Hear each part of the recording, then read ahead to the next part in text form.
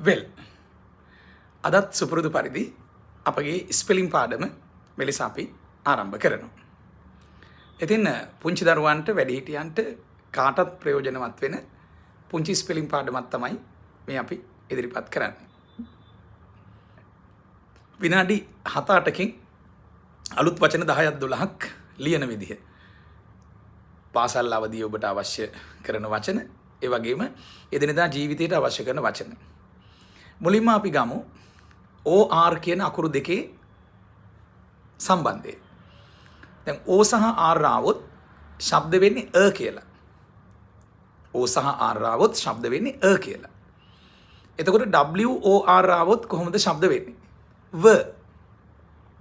දැන් මේ O අකුරේ අයන්නේ ශබ්දය එනවා කියන එක අපි නිතරම මතක තියාගන්න ඕනේ. O අකුරේ ඉතාමත් බහුලව අයන්නේ ශබ්දය එනවා. එතකොට WOR ව.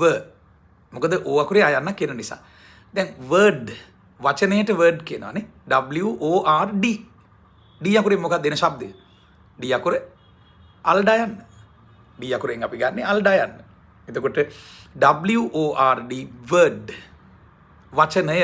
බහුවචනයට හැරෙව්වොත් words වචන. WORDS words. දැන් ඒ විදිහටම ව කියලා ශබ්ද වෙනවා world කියන වචනේදී. ලෝකය. ලෝකය world. එතකොට WOR තමයි ව වෙන්නේ. මම මේ කියන වචන ඔයගොල්ලෝ ලියන්න ඕනේ. පොතක් පෑනක් තියාගන්න ඕනේ. හැමදාම දවල් 12:45ට අපි සජීවී වෙනවා මේ පාඩම අරගෙන. මේ channel එක subscribe කරලා තියන්න, bell icon එක ඔබලා තියන්න. එතකොට මම live වෙනකොට හැමදාම එනවා live. ඔයාලට දැක ගන්න පුළුවන් වෙනවා. world ලෝකය. WOR තමයි ව වෙන්නේ. අල්ලා යන්නට L අකුර, අල්ඩා යන්නට D අකුර. world ලෝකය. එහෙමනම් O අකුරයි R අකුරයි ආවහම අ ශබ්දය එනවා. W අකුරත් එක්ක එකතු වුණොත් ඒක ව කියලා ශබ්ද වෙනවා. හැබැයි සමහර තැන්වලදී O අකුරයි R අකුරයි ඇවිල්ලා O කියලා ශබ්ද වෙන අවස්ථාත් නැතුව නෙවෙයි. O අකුරයි R අකුරයි ඇවිල්ලා O කියලාම ශබ්ද වෙනවා. එතකොට R අකුරෙන් මොකද්ද වෙන්නේ? ඉංග්‍රීසි භාෂාවේ R අකුර තවත් ස්වර අකුරක් එක්ක සම්බන්ධ වෙනකොට R අකුර නිහඬ වෙනවා. මොනවද ස්වර අකුරු? A E I O U. A E I O U. මේ ස්වර අකුරුත් එක්ක සම්බන්ධ වෙනකොට A අකුරට පස්සේ R අකුර ආවොත් R අකුර නිහඬයි. E අකුරට පස්සේ R අකුර ආවොත් R අකුර නිහඬයි. එතකොට අ කියලා ශබ්ද වෙන්නේ. ER නම් අ. ඒ වගේම I අකුරට පස්සේ R අකුර ආවොත් ඒත් R අකුර නිහඬයි. ඒත් IR ආවත් අ කියලා ඇදීමක් තමයි එන්නේ. IR අ. ඒ වගේම U අකුරට පස්සේ R අකුර ආවොත් ඒත් අ කියලා ඇදෙනවා. U අකුරට අ ශබ්දෙමයි එන්නේ. O අකුරට පස්සේ R අකුර ආවොත් අ කියලා ඇදෙනවා. සමහර තැන්වලදී O කියලාත් ඇදෙනවා. OR O වෙනවා. එහෙම නැත්නම් OR අ වෙනවා. ඒ භාවිත දෙකම තියෙනවා. හොඳයි. OR වලින් O කියලා එන අවස්ථාවක් තමයි born කියන වචනේ. BORN. born කියන්නේ උපන්නා කියන එක. ඊටාම වැදගත් වාක්‍යයක් තමයි අපි කතා කරන I was born කියන එක. මම ඉපදුනා. BORN born වෙනවා. I was born in 2010. වර්ෂයකට මුලින් නිපාතය මොකද්ද? in. 2010 ඉපදුන කෙනෙක් කියන්න ඕනේ I was born in 2010 කියලා. in 2010. එතකොට 2015 ඉපදුන කෙනෙක් කියන්න ඕනේ I was born in 2015 කියලා.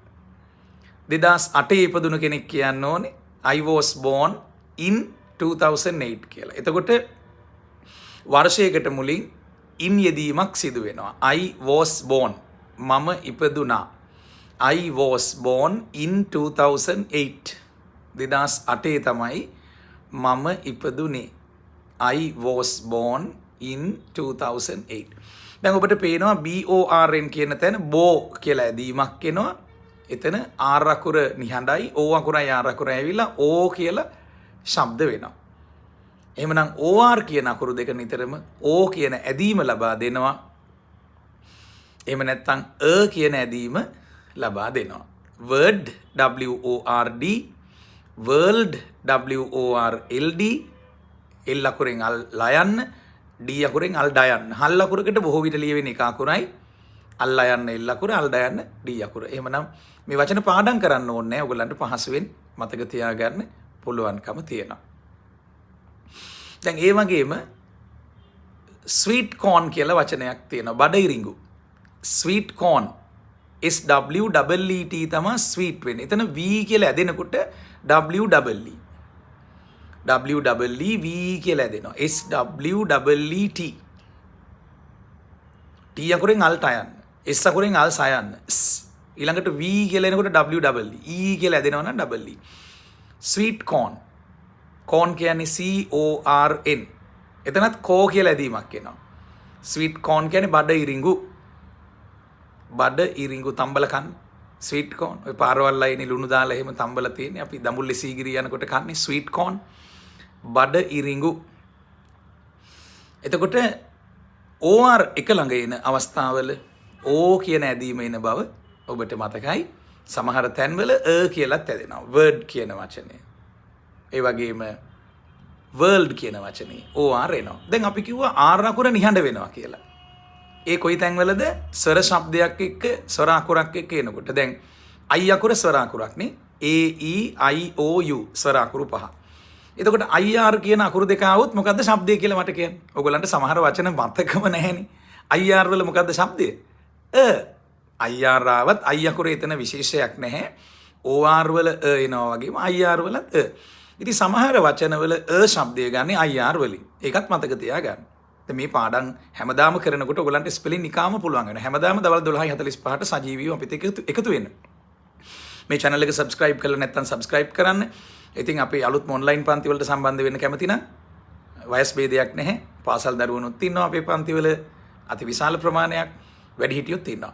ඉතින් අපි පන්ති වලට සම්බන්ධ වෙන්න නම් 0711 557 555ට අමතන්න නැත්නම් WhatsApp කරන්න. 0711 557 555. හොඳයි දැන් බලන්න IR වලින් ශබ්දේන ආකාරය. ගර්ල් කියන වචනේ කෙල්ල. ගොඩාක් අයට දැන් පාසල් දරුවෝ නම් හුඟක් අයට ගර්ල් කියන වචනේ ලියන්න බෑ. ඇයි? අර IR වල තියෙන ශබ්දේ දන්නේ නැහැ. ඒතර ගර්ල් කියනකොට ගයන්නක් ඇහෙනවා G අකුරෙන් පටන් ගන්න. ගයන්න G අකුරෙන් ගන්නේ. එතකොට GIRL තමයි ගර්ල් වෙන්නේ. GIR G අල්ලා යන්න L අකුරෙන්. එතකොට බර්ඩ් කියන වචනේ ලියනකොට කුරුල්ලා. බ කියලා ශබ්දයක් එනවා. BIRD. BIR බ. D අකුරෙන් අල්ට යන්න. BIRD bird. BIRD bird.